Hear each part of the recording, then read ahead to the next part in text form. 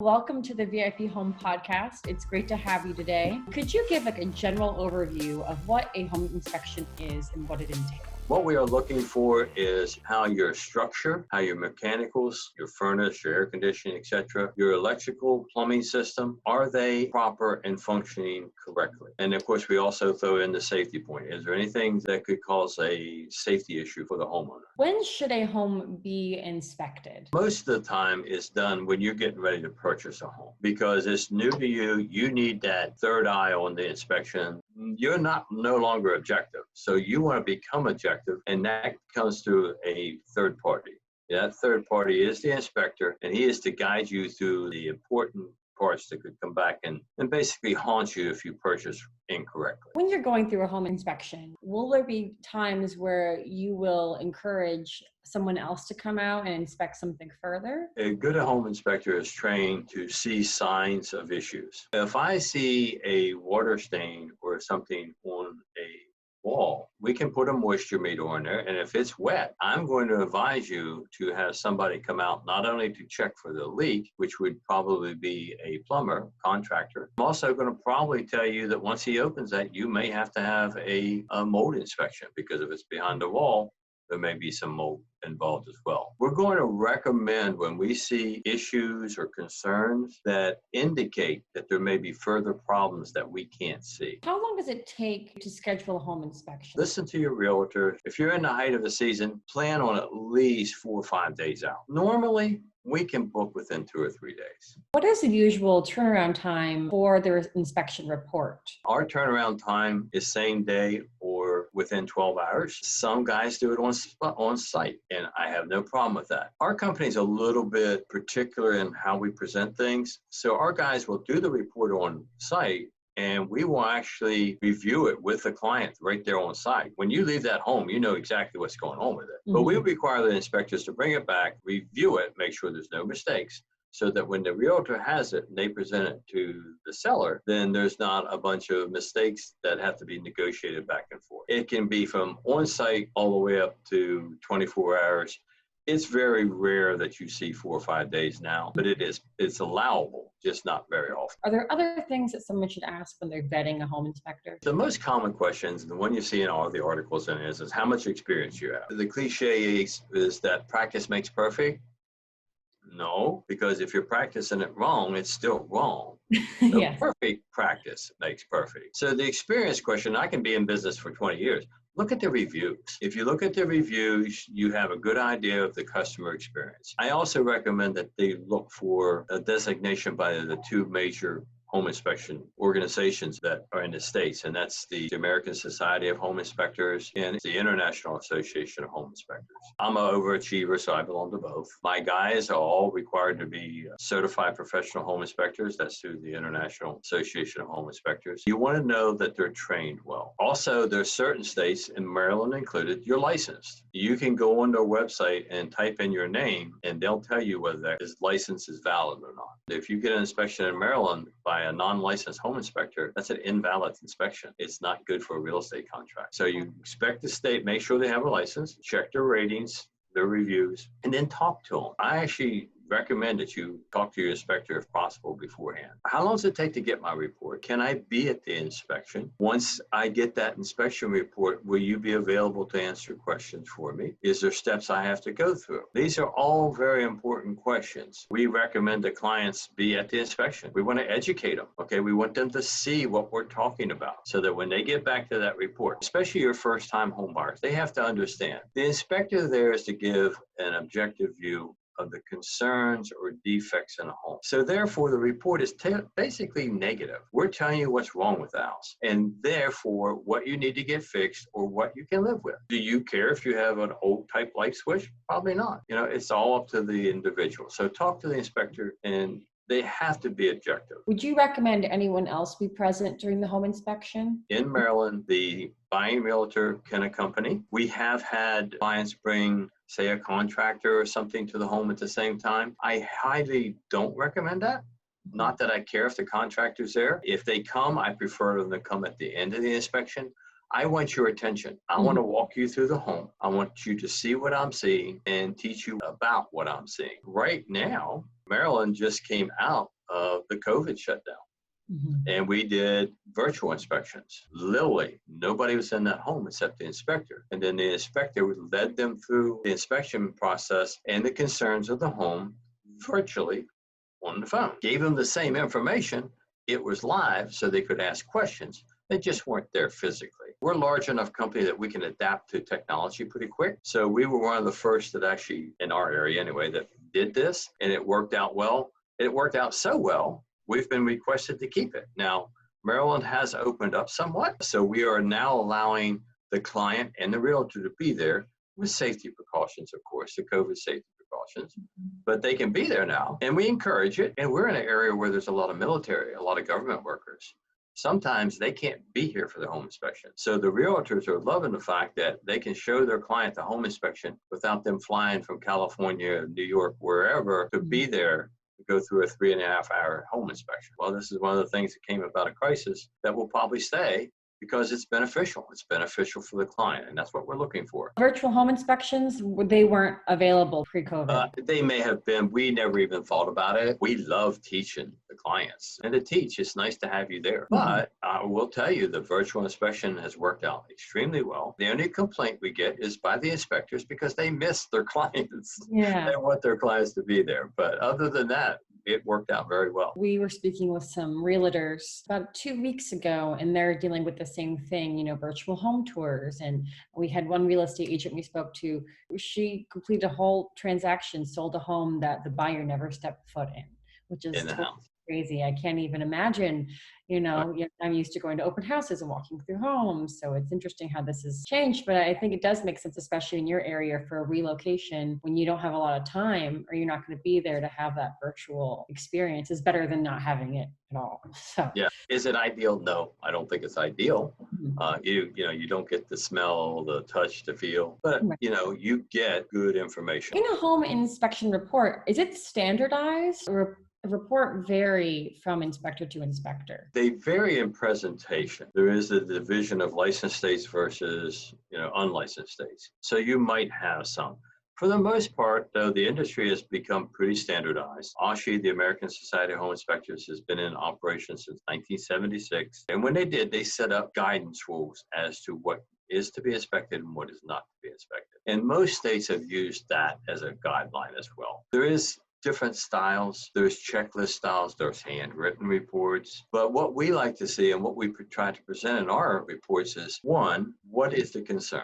2, why is it a concern? 3, what do we need to do about it? We're not going to prescribe. A home inspector is not here to solve the issues they find in the home. We can't do that. Think of a home inspector as a general practitioner. The first doctor you go to see is going to be your GP. He's the one that has your history. He's looked all over everything. He knows what's going on. Okay, oops, you got a tick in your heart. Well, is he going to diagnose that? No, he's not qualified to diagnose that. He sends you to a heart specialist. Home inspector does the same thing. We can say, hey, your furnace is not operating the way it's supposed to, or it is really deteriorated. This needs to be looked at or replaced by a professional. Therefore, you need to have one of those come in. And this is where it becomes part of the negotiating process. Some people think that everything that we find in a home inspection has to be fixed. And that's not true. Our job is to point out the concerns of the homes and things that may need to be repaired. And we try to break that down into maintenance items, repair items. And a repair item is something the furnace, the electric, whatever it is not functioning as it was intended to function. Therefore, it is a problem and it needs to be repaired. A maintenance item might be, hey, you get a little bit of chipping paint on your house. Sooner or later, that's going to have to be fixed or it's going to hurt your home. Then we have the safety problems. Hey, you got a gas leak. Anything that extreme, we're not only going to be on a report, we're going to be calling the gas company. Anything that, hey, you have a loose stair rail. You realize that if a child fell against us, they'd go over the edge. That's a safety concern. And we're going to write it up as a safety concern so that it can be repaired prior to you taking occupancy of the home. Once a home inspection report is completed, who's going to receive a copy of that report? That report belongs to the person that I did the inspection for and who paid for it. And then they give me permission to send it to whoever. Now, the process in the real estate deal is simple. We do the inspection. The client will get the report. Their buying agent will usually get the report. They talk about what they want to get fixed, and then the selling agent gets that report. There is one issue that we run into, not frequently, but every once in a while. We'll get the selling agent that wants to reuse the report on the next buyer. No. That's the number one. Some inspectors actually copyright their reports, so it's a violation of copyright law. Really? The second part of it is an inspection is a visual inspection at the time of the inspection. If I have a negotiation with a selling agent and it takes me 6 weeks to say, okay, fine, we're done, we're out of here, there's a lot of things could happen to that home and to its systems in 6 weeks, especially if it's occupied. So relying on a previous home inspection is not a good idea. You should always have your own inspection done. I will tell you the trend in the industry. You asked me when to get a home inspection. The trend in the industry is if you're getting ready to sell a home, have an inspection. Why? You want to fix that stuff. You want to shorten the negotiation time. And if there's things that can be fixed simply that you can get 3 bids on and save some money, that's great. Some people will say, oh, home's been inspected. Here's the report. Use that. I do the pre-listing inspections, as they call them, or the seller's inspection. And we do it to inform themselves and to inform the clients what they got going on. I would never recommend to one of my clients that they use even my inspection as their final inspection. If you're the buyer, have your own inspection done. Simple. Inspectors are all different. Some see things that others don't, or maybe something is broken in the time between that inspector gets in there than the previous inspector's in there. Always do your own inspection. That's really good feedback. When preparing for an inspection, how much can either a home buyer or even someone preparing to sell expect to pay for a home inspection? There's usually 2 different formulas that inspectors will use for setting their prices. One is a percentage basis. Now, this is not used that often, but it is used. It usually comes into play in larger metropolitan areas where there's, you have a small building, but you have a lot of time and traffic and so forth and so on. So they'll use a percentage method. And in most states, it's done by square footage. And then there might be some add-ons such as, okay, you have an apartment over a garage, okay? So they'll count that in the square footage. They have to. Square footage is basically time-based. If I take a 1,000 square foot home, I'm going to set a price for how much time I got to spend there. If I do a 5,000 square foot home, I'm going to set a price based on the time that I have to be there. For the most part, and the latest that I've seen, the average across the country is about 358. That includes your southern states, which the homes are less expensive. When you go northern states, and particularly in metropolitan areas, that's going to increase substantially. And then, of course, that's going to go up on the square footage. And it's like any other professional. People sometimes forget that inspectors are professionals. We're just like the electrician, the plumber, and so forth. We have to have training. We are licensed. We have to have ongoing CEs. We're professionals, so we have to charge a professional fee. Is there anything else that someone should be aware of when it comes to home inspections? Is there anything that we haven't covered yet? A home inspection, like I said, it's covering your basic structure, your mechanical, your electrical system, your plumbing system, and so forth. But there's a lot of other things that could prevent or may alter your decision to move into a home. Environmental is one of them. Please keep in mind, a lot of home inspectors do pest inspections as well, but pest inspections are actually 2 different inspections. Home inspection does not include pests. Home inspection does not include environmental inspections. So it doesn't include wells. It doesn't include those things. It is simply what's in the home. We are a full service inspection company, so a lot of this stuff we do in-house. If you're considering buying a home, there's actual maps the EPA puts out. It kind of shows you radon zones. I will tell you in our area, we recommend a radon test 100% of the time. Radon is an invisible gas. It comes from uranium. You can't see it. You're not smelling it. You're not going to feel it, but it's there and it's deadly. It's actually the 2nd leading cause of lung cancer, right behind cigarettes, and is actually attributed to more deaths per year than drunk driving, to the tune of about 20,000. Oh my goodness. So that is one that we highly recommend. Radon is funky. You could have a house next to you that has a radon mitigation system, and your house could be completely clear. The only way we're going to know, though, is to run a test. Mhm. That's the only way we know how radon's there. One of the other environmentals that we get requested for a lot is mold inspection. There's several reasons to have that. One, we visually see it in-house. Some inspectors do that kind of stuff. Some people don't. So I don't want to, be all encompassing just because we do it. We have inspectors that are actually trained to do mold. A home inspection is a visual inspection. We can't see in your drain line or under concrete. We can't see in them. So one of the things that's getting relatively possible because of the expense of repairing it is to do a source scope to see if there's any problem with the source scope. That's a particularly advisable in an older home, but doesn't necessarily, you don't mean you don't do it in a home that's brand new, because we have actually done new construction inspections where somebody accidentally ran over the pipe with an excavator and crushed the pipe. Don't want to see it happen, but it's possible. Just because a house has been gently used before and you're going to buy a new house doesn't mean you're out of the woods. We do new home inspection, which is phase inspections, anywhere from when they put the drywall to the finished product. And I have done inspections personally where I've turned on the bathroom upstairs and I have a water fountain through the kitchen ceiling, and it's brand new construction. So don't just say, well, it's brand new, I'm under warranty, no problem. Doesn't happen that way. That's really location based is what you're saying. So if I were looking to purchase a home, I should be looking like on these government, maps with radon, and then I would know maybe if to consider a radon inspection, or would my home inspector make that recommendation? Would they know about the geography? We actually just asked, are you getting a radon inspection? The government's doing a lot to promote it now, but it's been kind of a hidden thing for the longest time. We have a full service company here, so when they call in, we can schedule everything for them. And so one call does everything. And we'll say, okay, here's your home inspection. Here's what it is. By the way, are you getting a radon inspection or do you want a radon inspection? And they're like, what's that? I'm old school. We're not a sales company. We kind of say, hey, here's some information that you might want to look up. If you want to add it, tell the inspector, he can add it for you. In our area, if you ask me personally, Alan, this is my brother. Hey, would you recommend a radon inspection? Oh, heck yes. I don't even care if you have a radon system in the house. Radon systems, depending on how old they are or how they're installed, could be not functioning correctly.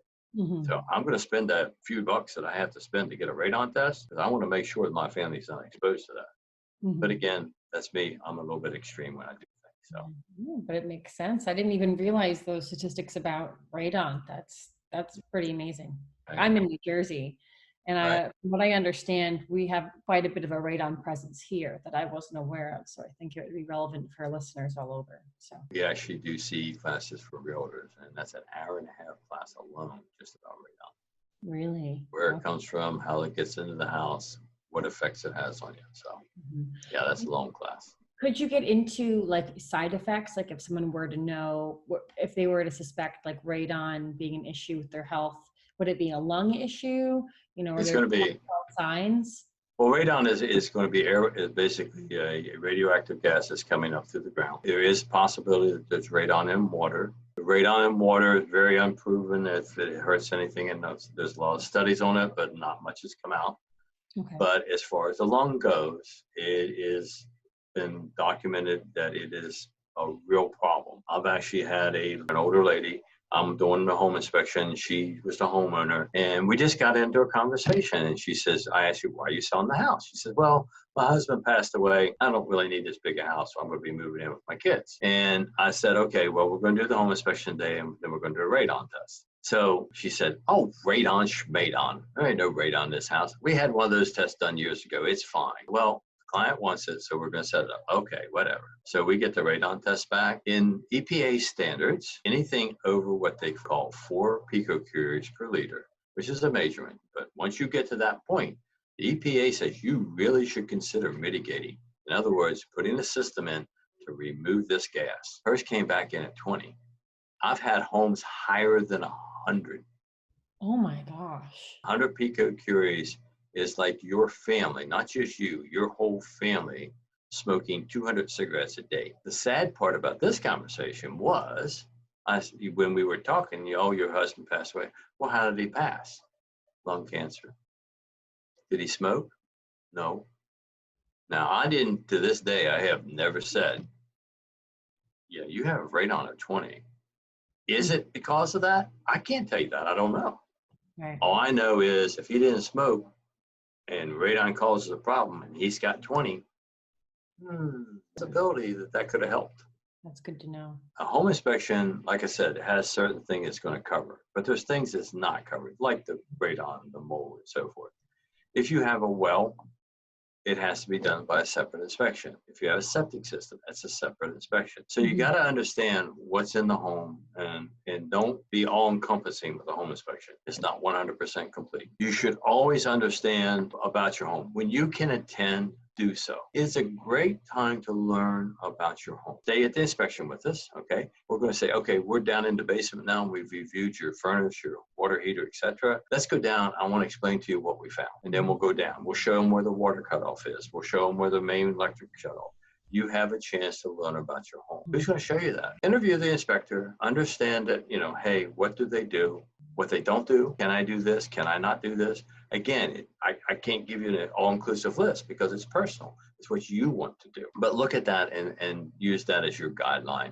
Realtors can give you plenty of referrals. Check things out. Don't go to Cheap Charlie, because Cheap Charlie is probably cheap for a reason. The only way you can get an inspection is because he's not busy. And it does get aggravating. A good inspector, not necessarily a company, but a good inspector. They get booked out quick, so they got to get them, okay, while they can. But sometimes it's better to wait 2 or 3 days than to take somebody who's inexperienced. An average home inspection will take about 2.5 to 3 hours. That's for a small home. There is no time limits on a home.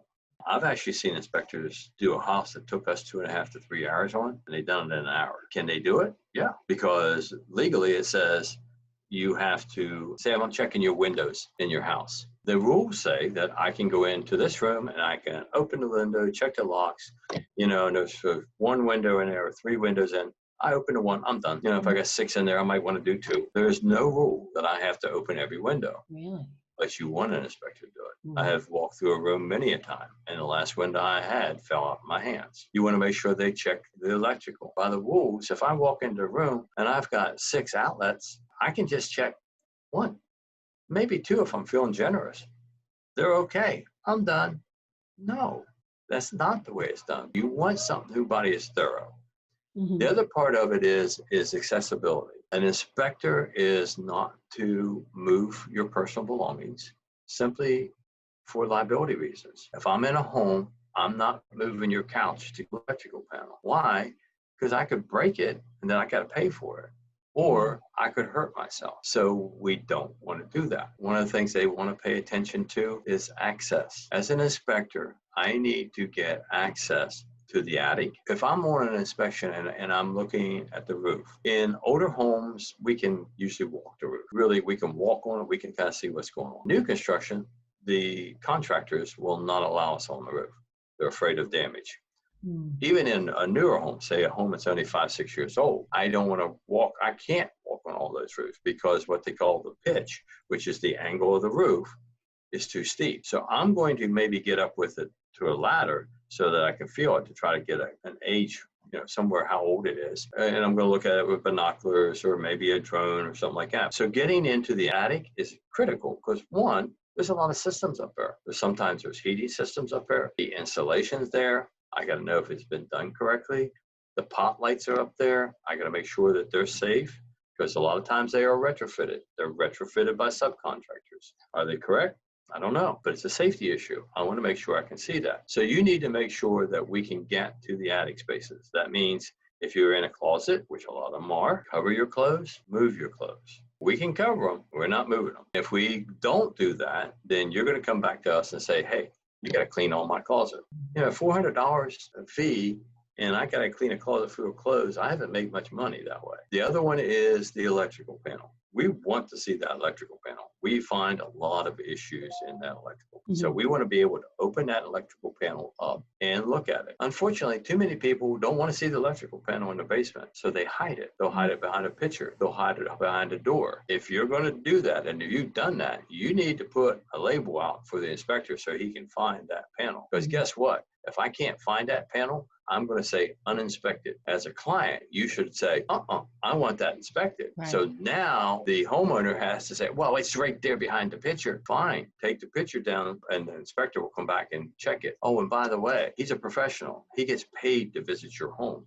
So you may get charged for that. One of my big problems that I have also is washing machines and so forth in front of electrical panels. They are not going to be opened, or they shouldn't be, let me put it that way. And that is because I'm dealing with a charged electrical panel. I'm taking a coverall. I need to see the wiring inside there. So when I go into that wiring and I'm leaning across a wash machine, which is metal and it might be wet, I take it off, everything looks good. I go back to put it on and I slip and that metal goes into the wiring, I'm going to get either shocked or killed. So make sure that's accessible. Those are the kind of things that we usually will find. Clients have to remember that a home inspector does not activate the power system or the water system. If the water is out in the home, and I'm talking about all the water, when that's shut off, it has to be turned on by the homeowner or somebody who's approved to do it. Yeah, we're opening the faucets, we're flushing the toilets, we're turning on that water, but we're not activating,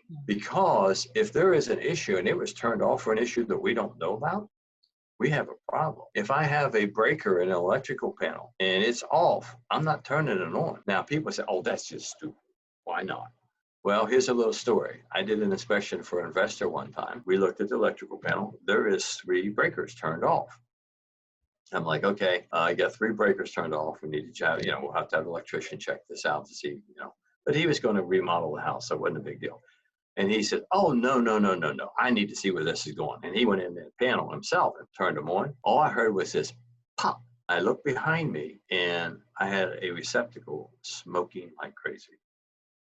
So now I have to spend 40 minutes turning off all the power, opening up the wall to make sure there's not a fire in there. And it's not as simple as some people think about. There's rules, and there's rules for a reason. When we do pre-listing inspections, one of the first things we tell them is, look, make sure at least you have all your switch covers and receptacle covers on. People say, oh, that's why? It's just 29 cents.